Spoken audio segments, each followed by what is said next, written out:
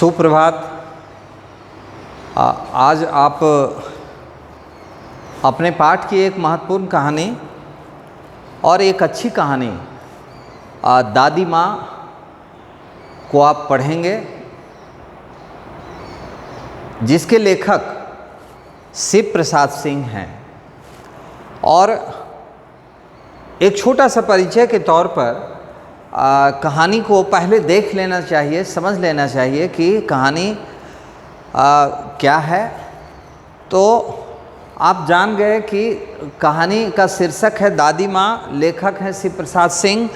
और सबसे महत्वपूर्ण जानकारी होती है कि ये कहानी की विधा क्या है। तो यह एक सामाजिक कहानी है।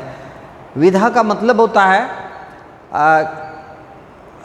गद्य में, पद्य में अपने अपने ढंग के जो प्रकार हैं लिखने के। गद्य में जैसे कहानी है, उपन्यास है, नाटक है, एकांकी है, ये विधाओं में आता है। और ये विधा फिर कहानियों में भी कई विधाएं होती है। सामाजिक कहानी है, राजनीतिक कहानी है, तिलस्मी कहानी है और फिर ऐतिहासिक कहानी है। कुल मिलाकर के ये विधाओं के अंतर्गत आता है। यह इसलिए इसकी विधा सामाजिक कहानी के तौर पर है। और इसकी शैली, लिखने के जो ढंग होते हैं उस शैली उसे कहते हैं। और यह कहानी जिस ढंग से लिखी गई है, जिस शैली, जिस स्टाइल में लिखी गई है, वह एक विवरण के साथ साथ इसमें कथोपकथन अर्थात संवाद की अधिकता है, जिस कारण से ये दोनों मिश्रित करके लिखी गई है। इसलिए इसकी शैली विवरणात्मक एवं कथोपकथन है। आप शिव प्रसाद सिंह की यह कहानी देखेंगे कि कैसे वो अपनी दादी माँ की कथा या कहानी लिखकर दादी माँ के समय की बात कराते हैं। उस समय में जो सामाजिक बड़े बुजुर्गों का जो स्वभाव होता था, घर परिवार के ऊपर जो उनकी पकड़ होती थी और उनका एक एक आदेश ब्रह्मवाणी की तरह समझे जाती थी।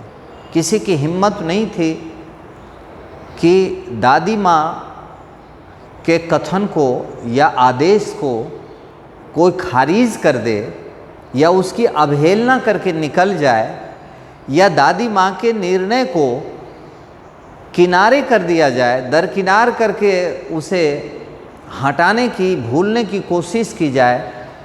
यह उस ज़माने में नहीं होता था। शिव प्रसाद सिंह अपनी दादी माँ के माध्यम से कहानियों में सामाजिक परिवेश की भी बात करते हैं, सामाजिक वातावरण की भी बात करते हैं।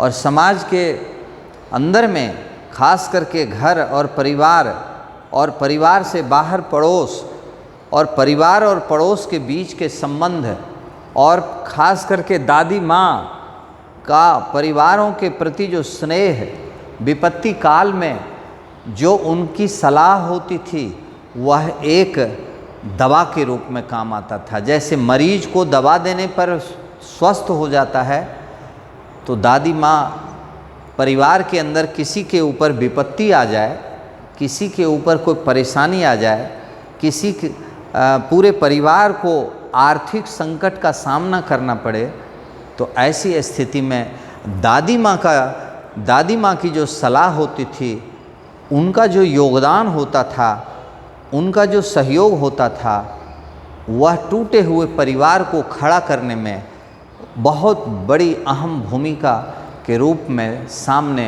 उपस्थित हो जाती थी। यह भूमिका दादी माँ की थी। और ये कहानी किस समय की है, ये कहानी से आपको काल को भी पकड़ना है। कहानियों में महत्वपूर्ण चीज़ें होती है उसके काल, वातावरण, पात्रों का चरित्र, पात्रों के स्वभाव, और साथ ही साथ वातावरण में प्रकृति आदि की चर्चाएं कहानियों में मुख्य अंग है। उसके बाद कथोपकथन, उसके संवाद भी मुख्य हिस्सा होता है। विवरण भी एक हिस्सा होता है कि लेखक विवरण करते हुए कैसे पात्रों के चरित्रों को स्पष्ट करते हैं। तो कुल मिलाकर के आप कह सकते हैं कि यह कहानी दादी माँ की, दादी माँ जो कहानी है शिव प्रसाद सिंह की, यह कहानी 60वीं यानी 6ठी दशक के बाद की कहानी है, 1960 के बाद की कहानी है।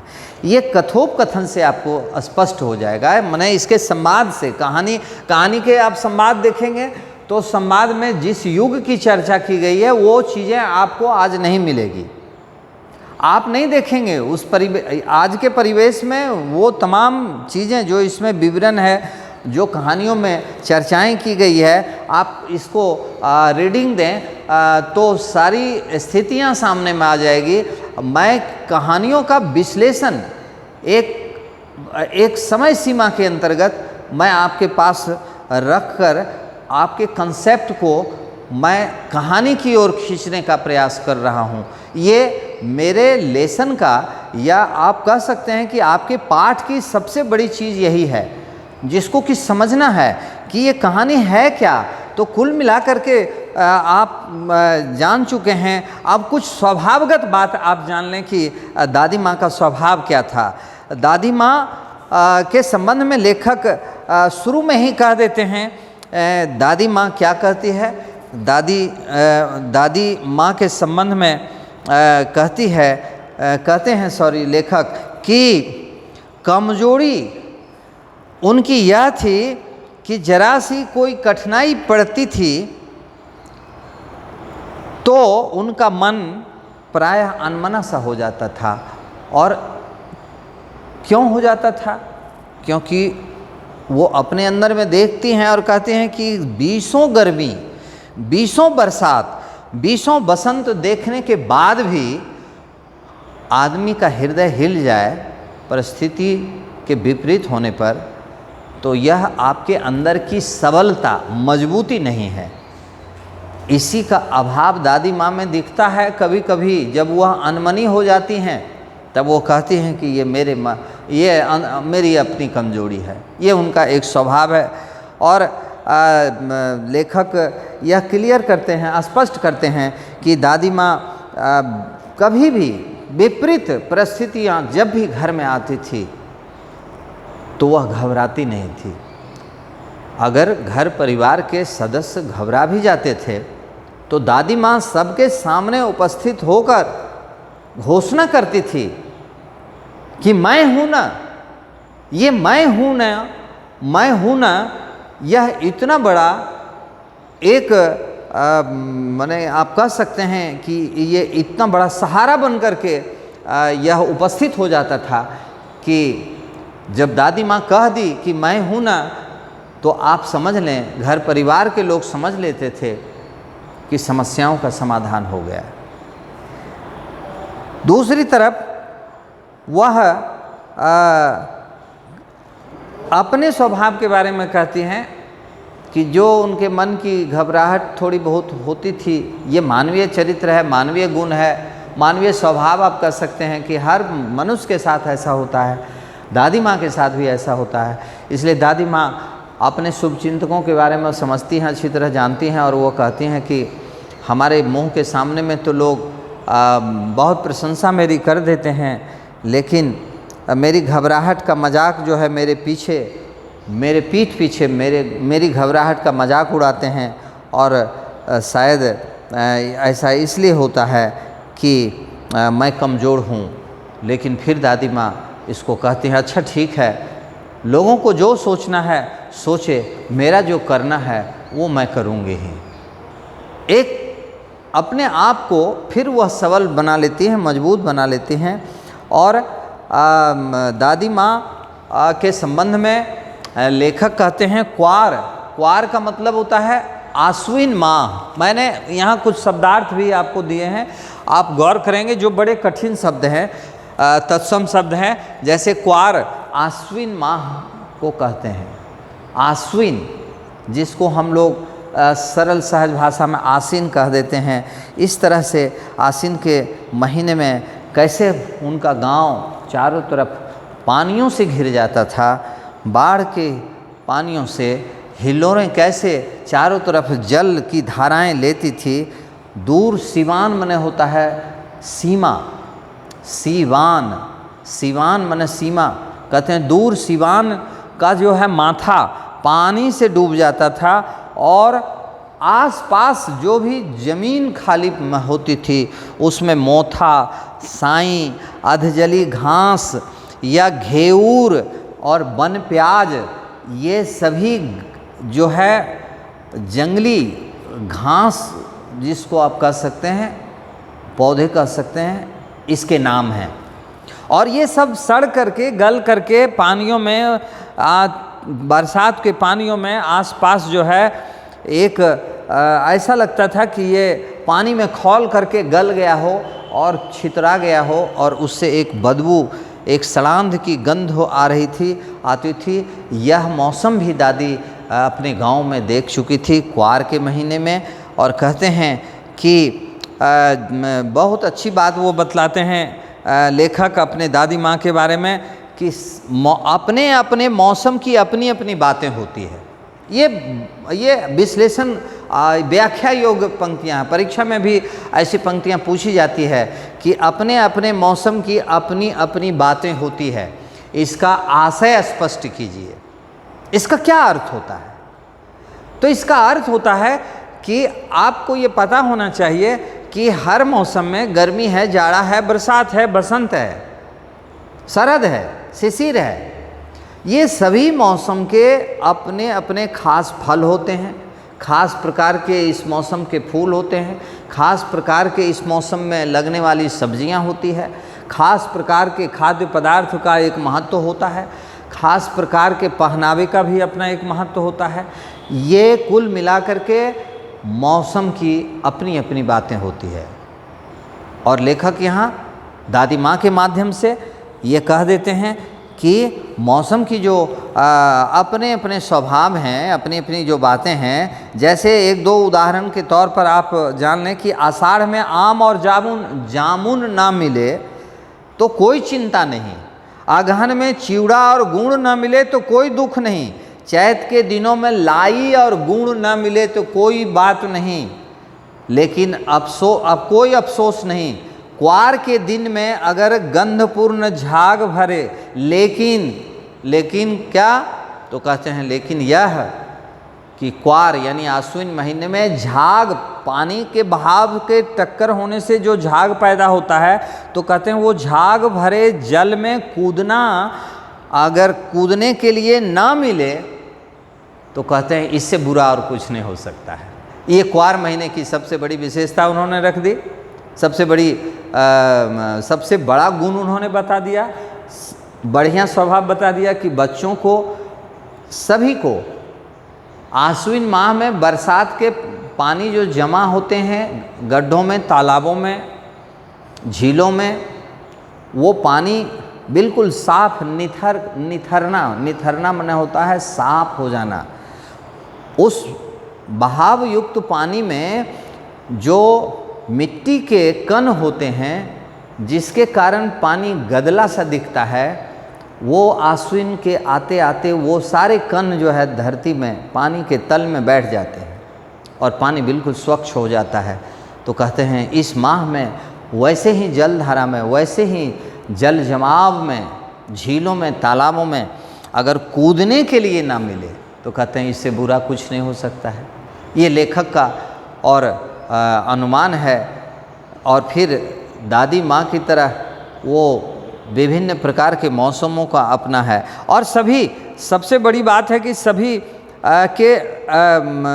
मौसम में, सभी माह के मौसम में अलग अलग खाने के लिए चीज़ें भी मिलती है। और कहते हैं ऐसे ही आश्विन महीने में लेखक को एक ज्वर, बुखार लगता है और उस बुखार में किस तरह से दादी माँ उसी क्वार के महीने के झील में, तालाब में नहा करके लौटती हैं और किस प्रकार से लेखक को ज्वर देख करके वह उनके सिरहाने बैठती हैं, उसकी सेवा करती हैं और लगातार वह उनकी देखभाल में लगी रहती हैं। एक बार यह मौका मिला कि लेखक कमरे में सोए थे तो अपनी निगरानी में वो बरामदे में उसे ले आए और खाट पर लिटा दिए और उसके सिरहाने बैठ गए। एक पड़ोस की महिला आती है और उन्होंने उसको कहा कि अरे, ढका हुआ बच्चे को देख करके उन्होंने व्यंग किया। उन्होंने एक मजाक की कि अरे बच्चे को भूख लगी होगी, देखो दूध तो कम से कम पिला दो। और बच्चे तो बड़े हैं, लेखक कहते हैं मैं तो उस समय बड़ा था, लेकिन उन्होंने दादी माँ की सेवा देख करके दादी माँ पर उन्होंने व्यंग किया था कि दादी माँ किस प्रकार से घर परिवार पर ध्यान रखती हैं, जबकि उनका शरीर दुबला है, उनके बाल बिल्कुल रुई के सन के समान सफ़ेद हो चुके हैं और एक सफ़ेद किनारीहीन धोती पहनती है और उनका कुछ लिबास नहीं है। और ऐसे शीतल जलधारा में स्नान करके अपने किस तरह से बच्चे और परिवार के बीच में सेवा शुश्रूषा में लग जाती हैं। तो कहते हैं कि उनकी यह सेवा दाल में छौंक की तरह नहीं, बल्कि दाल में छौंक के संपूर्ण स्वाद की तरह होती है। और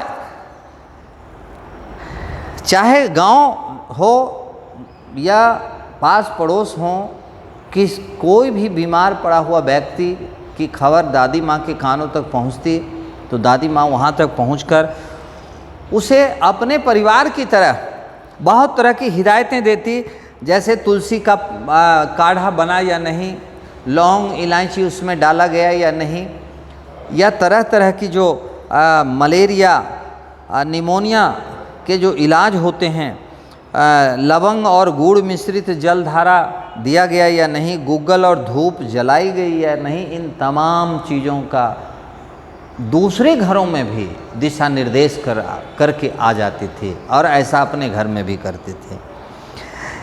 लगता था कि दादी माँ किसी बच्चे को बुखार हो जाए तो दादी माँ उसके पीछे पागल हो जाती थी, यानी लगातार वह उसकी सेवा करती थी और घर परिवार के सभी महिलाओं को ऐसे वो मशीन की तरह गतिशील बना देती थी कि कोई भी घर परिवार के अंदर रहने वाली उनकी तरह जो उनसे कम उम्र की जो महिलाएं होती थी, उनकी हिम्मत नहीं होती थी कि दादी माँ के आदेश को खारिज कर दिया जाए, उसकी अवहेलना कर दी जाए। और उस समय कहते हैं एक कुनैन मिक्सचर, कुनैन एक दवा होती थी जो अक्सर हर बीमारियों में वह मिक्सचर बना करके डॉक्टर देते थे, जो बड़ी कड़वी होती थी और एंटीबायोटिक रूप में वह इस्तेमाल होता था और उससे करीब करीब बीमारियां ठीक हो जाती थी, खास करके मलेरिया हो, खांसी हो, बुखार हो। ऐसी दवाई ऐसी स्थितियों में कुनैन मिक्सचर जरूर वह बनती थी और यह कुनैन मिक्सचर दादी माँ खुद भी बना लेती थी या फिर उसी के समतुल्य जो जड़ी बूटियाँ होती थी हमारे आसपास में, उससे भी वह कुनैन की तरह ही कड़वी चीज़ें, कड़वी काढ़ा जिसको कहते हैं, वो बनाने के लिए जानती थी, बनवाती थी और उसको पीने के बाद निश्चित होता था कि बुखार खत्म हो जाता था। इस प्रकार दादी माँ के संबंध में लेखक ने बहुत सारी बातों को रखा है और वह कहते हैं, लेखक कहते हैं कि एक बार घर में बड़े आर्थिक संकट पड़ गए और दादी माँ की उम्र भी बहुत हो गई और दादी माँ एक दिन देखती क्या है कि हमारे पुत्र वधू, पोते पोतियाँ, तमाम परिवार के लोग जो है कोई मंत्रणा यानी कोई सलाह मशविरा कर रहे हैं किसी समस्या को लेकर, और इस समस्या में सबसे बड़ा संकट आर्थिक संकट था। तो ऐसे संकट में दादी माँ अपने कमरे में जाकर अपने सोने के कंगन निकालकर वह सभी के सामने रखते हुए कहती है कि ये मेरे कुल की निशानी है और दादाजी ने इसे दिया था, संभाल कर मैंने इसे रखी थी और ऐसी ही दशाओं में ये अगर कंगन हमारे कुल को बचा ले तो इस कंगन की सार्थकता है, इस कंगन का अर्थ सार्थक हो जाता है, सही हो जाता है, सफल हो जाता है।